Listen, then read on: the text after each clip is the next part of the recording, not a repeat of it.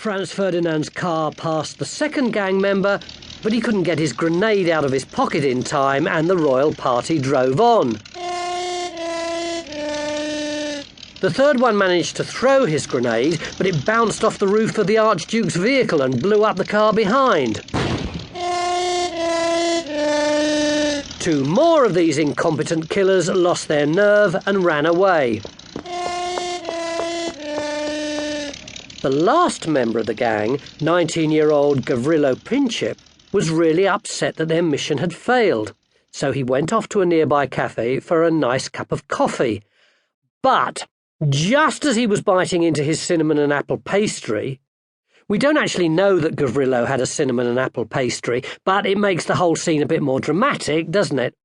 The Archduke's car pulled up right beside him.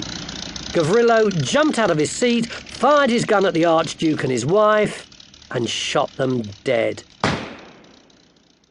Even this murder attempt nearly failed because Franz Ferdinand was wearing a bulletproof vest, but he was shot in the neck, so it didn't protect him.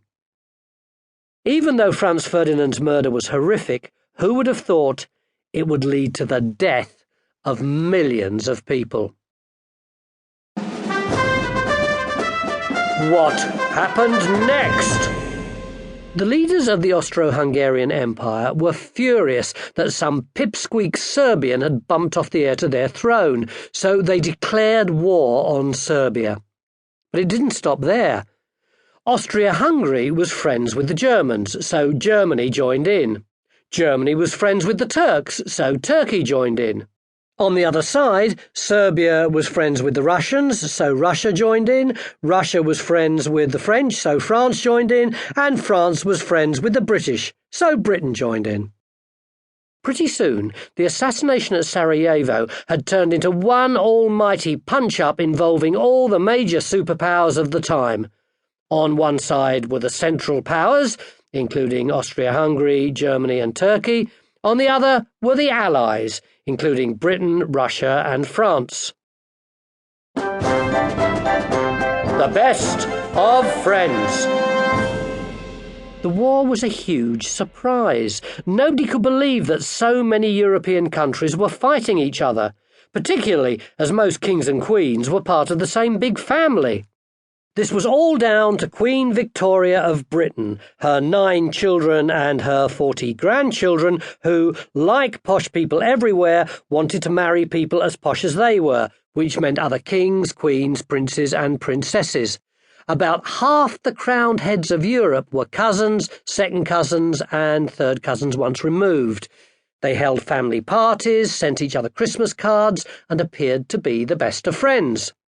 Queen Victoria, or the Grand Mamma of Europe as she was known, was a bossy old bat, and if she'd still been alive when the war started, maybe she'd have put all her swanky young relatives in the naughty corner and made them stop fighting. But she died in 1901. Woohoo! A war! In August 1914, on the day war was declared, people across Europe poured into the streets to celebrate. Londoners gathered in front of Buckingham Palace to cheer, wave flags and sing the national anthem. It might sound totally bonkers to you and me, but to many people at the time, the war seemed a jolly good idea. Just like today, most people lived ordinary lives in ordinary towns where nothing much happened that was remotely interesting. But now a big war was about to start, just like they'd heard about in adventure stories. It was a chance for young men to be heroes, win glory, and see the world.